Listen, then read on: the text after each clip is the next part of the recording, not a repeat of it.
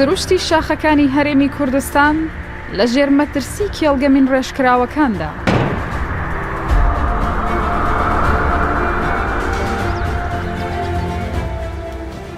دایە ئامینە 35 ساڵە لە گوندی ژیلیای دەڤەری برادۆز دەژیت. ژیانێکی پڕ لە مەترسی. هەر ڕۆژێک گوێی لە دەنگی تەقینەوەی مین دەبێت، مەرگی منداڵەکانی بیر دەکەوێتەوە.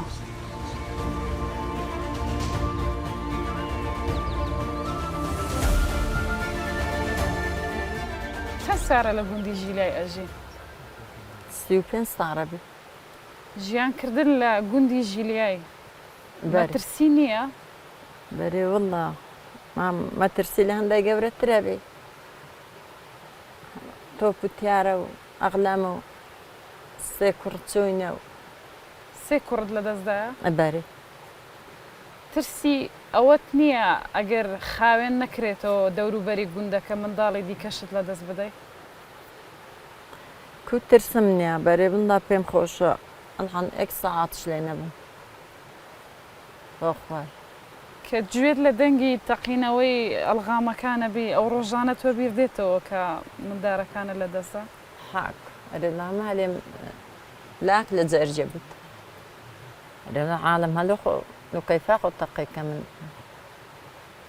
مربي حيد الزبدنا يعني هر جويل لدنجي تقي ابيت عارف اخوان هر جملة بحيد الصبر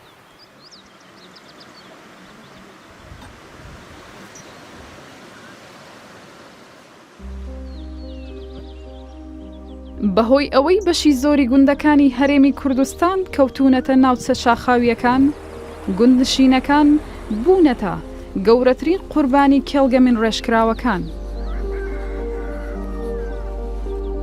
مام سەدیق بەرکەوتەیەکی دیکەی مینە و بە جۆرێک ژیانی سەخت بووە، هەمیشە دەبێت کەسێک لەگەڵی بێت بۆ ئەوەی هاوکاری بکات. مام سەدیق چەند سارەوە بە مینی کەتیەتۆ؟ ئێرە هەستا 10 سارەوە بەکەتیمە. 10 سارەوە بەکەتی؟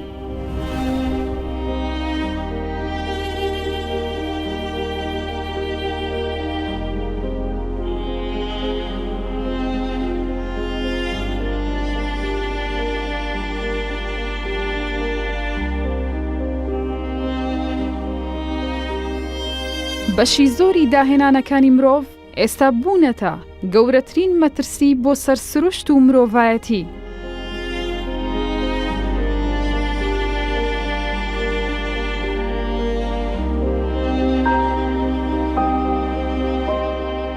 مەسەرەتادا ئەو چەکانە کە دروستکراون بۆ بیدایەتی کە دروستکراوە بۆ مەبەستێکی مرۆڤایەتی بەکاراتەوە، بۆ نمونە بۆ کردنەوەی ڕێگاکان بەکاراتەوە، بۆ دروستکردنی با بڵێن کە پێدرێن ئەنفاقی پێ دەڵێن کە بەکار هاتووە، لە کانەکان بەکار هاتووە، بۆ مەسەڵەن دەستکەوتنی زێڕ و بۆ با بڵێن زی و کانزاکانی تر. ئینجا دوایە پاشان ئیتر چۆتە بوارەکانی تر کە لە بواری زەنجیدا بەکاربێنرێ.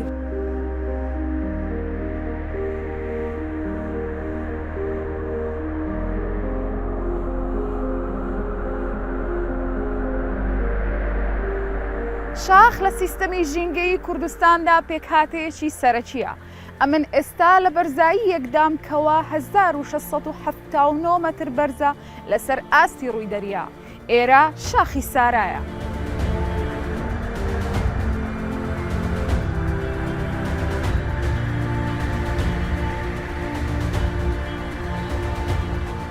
شاخەکان پێکهاتەیەکی بەرزن بەراورد بە خاکی دەوروبەریان، بە جۆرێک بەرزیان لە 300 مەترەوە دەست پێ دەکات. بە شێوەیەکی گشتی شاخەکانی هەرێمی کوردستان بەرزیان لە نێوان 1500 بۆ 2500 مەتر دەبێت. شاخەکان دەتوانن وەکو تاوەری ئاو ڕۆڵ ببینن، بە جۆرێک 60% ئاوی سازگار لە ناوچە شێدارەکان و 90% ئاوی سازگار لە ناوچە نیمچە بیابانیەکان دابین دەکەن لە ڕێگای گلدانەوەی ئاوی بەفر و باران.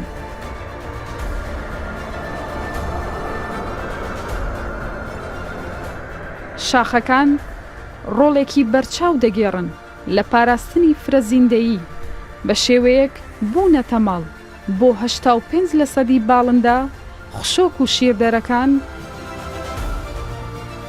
هەروەها چەندین جۆری ڕواگ دار و زیندەوەری دیکەی تێدا دەژین.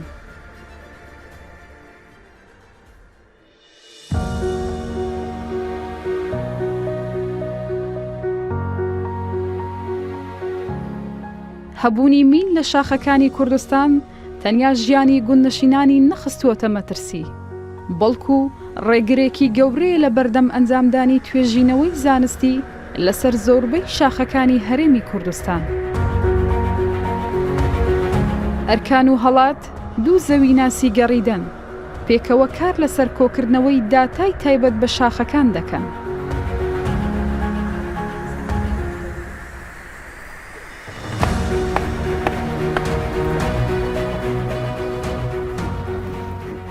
چێڵگە مینیەکان تا چەند بووینە کێشە لە بەردەم ئەنجامدانی توێژینەوەکی زانستی لەسەر شاخ؟ لە ڕاستیدا ینی کێڵگە مینیەکان یەکێکن لە هەرا بربەستە گەورەکان لە بەردەم زەوی ناسان. ئێمە کە ئیستا لێرەین لەبەر ئەوەیە کە کێڵگەی مینی لێ نییە. خۆگەر هات بەو کێڵگەی مینی لێ وایە نەمانەتوانی بێنێرە. چەندین شاخمانێ هەر لە شاخەکانی لە سنووری گەرمیان و سەرتەکی بەمۆ هەر بە حدودەکان لە شاخەکانی دەوروبەری هەڵەبجە و هەتا ئەگاتە پێنجوێن و ماوات و قەڵاتزیێ و لێرە و هەتا ئەگاتە چۆمان و حاجی ومەران و منتیقەی بەرواری باڵاش هەموو ئەو منتیقانە هەموو ئەو ناوچانە بەڕاستی مین ڕێژکراون.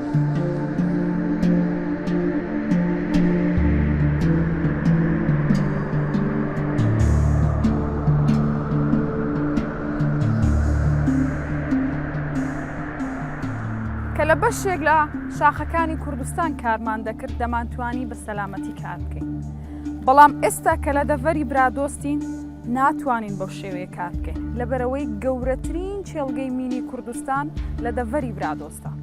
ژمارەی چێڵگە مینیەکان لە هەرێمی کوردستان بریتیە لە 2942 چێڵگەی مینی. دابەشبوونەکە بە جۆرێکە پارێزگای سلێمانی 1910 چێڵگەی مینی لێدا هەیە. پارێزگای دهۆچیش 434 چێڵگەی مینی تێدا هەیە، بەڵام پارێزگای هەولێر 378 چێڵگەی مینی تێدا هەیە. دەڤەری گەرمیانیش 220 چێڵگەی مینی تێدا هەیە. بەم شێوەیە بۆمان دەردەکەوێت کەوا زۆرترین چێڵگە مینی لە پارێزگای سلێمانیدا هەیە. گەورەترین چێڵگەی مینی لە هەرێمی کوردستان دەکەوێتە دەڤەری برادۆست و بە دیاریکراوی سیدەکان کە ڕووبەرەکەی 3,517,000 مەتر دووجایە. بەڵام بچووکترین چێڵگەی مینی لە هەرێمی کوردستان دەکەوێتە دهۆک و ڕووبەرەکەی 21 مەتر دووجایە. دوو جۆر مین لە چێڵگە مینیەکانی هەرێمی کوردستان بوونیان هەیە. یەکەمیان پێی دەگوترێت دژە تانک، ئەوەی دووەمیشیان پێی دەوترێت دژە کەس. ئەو مینانەی لێرە دەیبینین لە دیارترین جۆری ئەو مینانن کەوا لە چێڵگە مینیەکانی هەرێمی کوردستان بەردەستن. بەڵام ترسناکترینیان و دژوارترینیان جۆری ڤاڵمارەیە.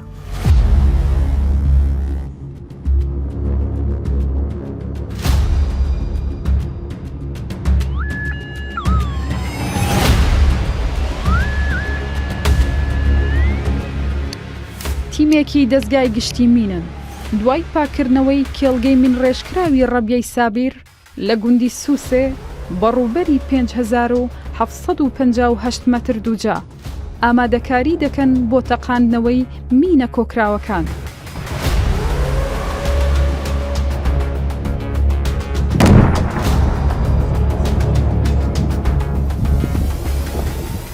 کێڵگە مینیەکانی کوردستانێ پاشماوەی کام جەنجینە؟ زۆربەی ئەو کێڵگە مینانە لە هەرێمی کوردستان لەلایەن تیمەکانی ئێمە و ڕێکخراوەکانی کاروباری تایبەت بن بە مین تۆمار کراون، هەمویان ئیسەردەمی ڕژێمەکانی باسی و ڕژێمەکانی پێش ئەوانن. ئەوانە بە ئامانجی ئەوەی کە شۆڕشەکانی کوردی بوەستێنن و لە ناویان ببن، بۆیە ئەو مینانیان داناوەتەوە بۆ بەرگریکردن لە خۆیان و بۆ ئەوەی بتوانن هێزەکانی پێشمەرگە لە شوێنێک بوەستێنن. بۆیە ڕووبەرێکی زۆری ئەو ناوچانێک کە شوێنی ڕێڕەوی پێشمەرگە بۆ یاخود ئەو ناوچانی پێشمەرگە تێدا بەرگری کردووە لە خاچی کوردستان بۆتە ئامانج کە خاکێکە پیس کراوە بە مین و پاشماوەی جەنگی. ئێستا ئەتوانین برین کێڵگە مینیەکانی کوردستانی بەشی هەرە زۆریان لە ناوچە شاخاویەکانن؟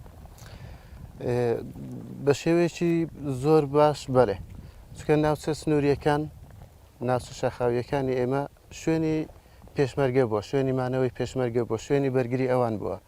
بۆیە زۆربەی ئەو ناوچە سنووریانە بە بەرنامە مین ڕێژکراوە بۆ ئەوەی ڕێگریەکی گەورە بکەن لە بەردەم پێشکەوتنەکانی هێزەکانی پێشمەرگە. و بەشێکی زۆری ناوچەی شاخاوی لە هەرێمی کوردستان و ناوچەی سنووری لە هەرێمی کوردستان ئێستاش شوێنە هەرە مەترسیدارەکانن لە بوونی مین و پاشماوی جەنگی لە هەرێمی کوردستان. سەرباری ئەوەی عێراق و هەرێمی کوردستان لە ڕیزبەندی پێنجەمین وڵات دێن کە زۆرترین قوربانی بەرکەوتووی مینیان هەیە، بەڵام تا ئێستا نەتوانراوە کێڵگەمین ڕێژکراوەکان بە تەواوی پاک بکرێنەوە. هیچ پلانێکی حکوومەتی هەیە هەتاوەکو بتوانین پێشبینی بکەین مەسەلەن بۆ ساڵی 2030 یان 2035 تەواوی کێڵگەمینیەکانی کوردستانی لە مینی پاک بکرێنەوە؟ هاوپەیمانێکی نێودەوڵەتی هەیە کە تاکو 2028 هەموو جیهان لە مین و پاشماوی جەنگی پاک بکەنەوە و ئێمەش کەوتونێتە ناو چوارچێوەی ئەو ڕێککەوتن نامەیە وەدانراوە کە بۆ 2028 کە پرۆسەکە بەباشی بەڕێوە بچێت و بگەینەوە ئامانجێکە کوردستانێکی خاڵی لە مین ببینین. بەڵام لە ئێستادا بەو پرۆسەیە کە ئێستا لەبەردەستمانە بەو کەمی ئیمکانیەتێکە هەمانە ناتوانین بڵێن لە 2028 کوردستانێکی خاڵی لە مین دەبینین، چونکە بوارەکان زۆر کەمن، ڕێگەکان زۆر سەختن بۆ ئێمە لە پێویستەکانمان لە بواری لۆجستی، لە بواری دابینکردنی مادی معنەوی، هەروە لە بواری مرۆیش ئێمە هێزمان کەمە، سەرچاوەمان کەمە. تەنها بەو کەرستەیە کە ئێستا لە بەردەستمانە ئێمە کارەکان دەکەین بەو خاوەخاویەی زەحمەتە بگەینە ئەو کاتەی لەو بڕواایمە ئەگەر هەر بەو شێوەی بڕوا بەدەیان ساڵی تر هەرێمی کوردستان مین و پاشماوی جەنگی هەر لێ ئەبێت.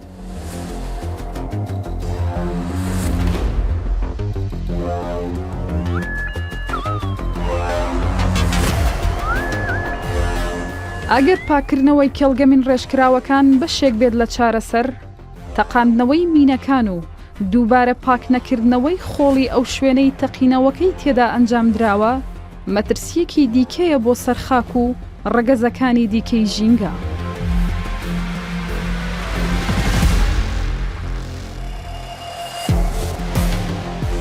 لە توێژینەوەیەکدا تیمێکی زانکۆی سۆران بە سەرپەرشتی دکتۆر ڕەهێل حەمەد دوای ساڵێک لە پاکردنەوەی کێڵگەیەکی من ڕێژکراو لە ناشناڵ پارکی هەڵگۆر سەکران کاریان لەسەر ڕێژەی پیسبوونی خاکەکە کردووە بە کانزا قورسەکان.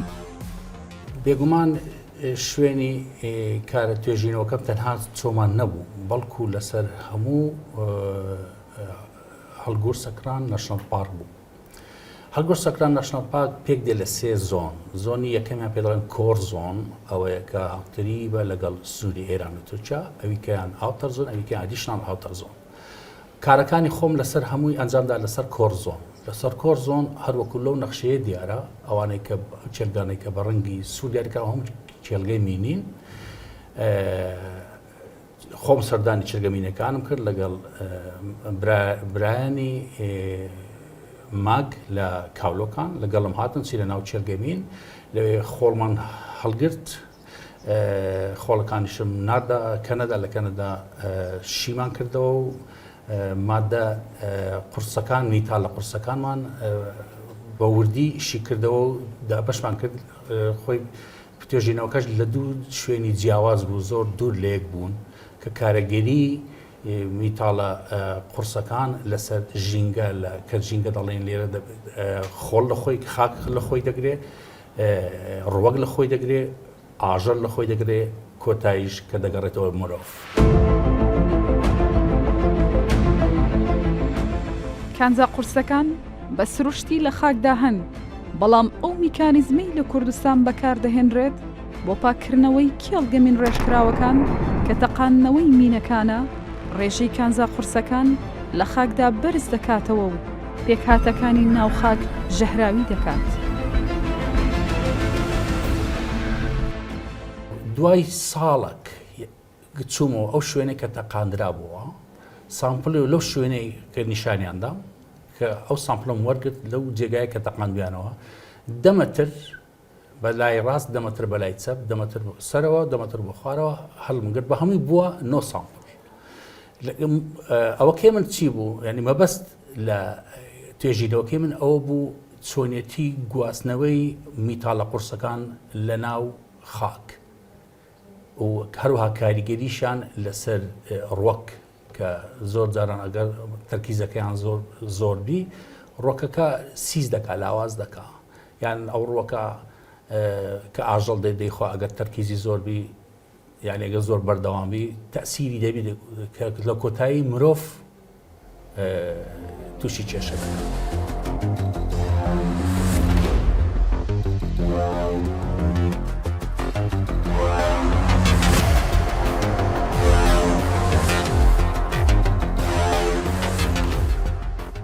بە دڵنیاییەوە بە تێپەڕبوونی کات ئەو خاکەی دەوروبەر خاکە پیس دەبیتن بۆ مادانی کە بە تایبەتی ئەمە پێی دەڵێن هێڤی میتالز کە ئەوانە کێشەی ئەو تخمە قورسانە چییە ئەوەیە ینی بۆ ماوەیەکی دوور درێژ دەمینێنەوە ژینگە ناتوانین خۆی لە ڕزگار بکە بۆیە لەوانەیە بەشێکی لەو خاکەیمە لە مستەقبل بوون لە کاتێک کە بەکاردێنی بۆ مەبەستی کوشت و کاڵ بەشێک لەو مادە لەوانەیە بچنە ناو ئەوەیمە بۆ بەچنە ناو لەشی ئێمە ئەو کاتە بە تاکید ئێمە دەزانین هێڤی میتال کاریگەری زۆر خراپی لەسەر بۆن لەسەر مێشکەیە مێشی مرۆڤ وەروەها لەسەر گورچیلەکانی شەیە ناتوان بەڕاستی بچمە ناوە چکە کۆ دەبنەوە مادێ لەبەری هەرس ناکرێ ناتوانێت دەستمی دیسانیش خۆ لە ڕزگاکە بۆیە بە دڵنیایەوە بە تێپەڕبوونی کات کاریگەری زۆر خراپ دەکاتە سەر لایەنی بەستەکەم لایەنی ئەوەیە تەندروستیەکەی.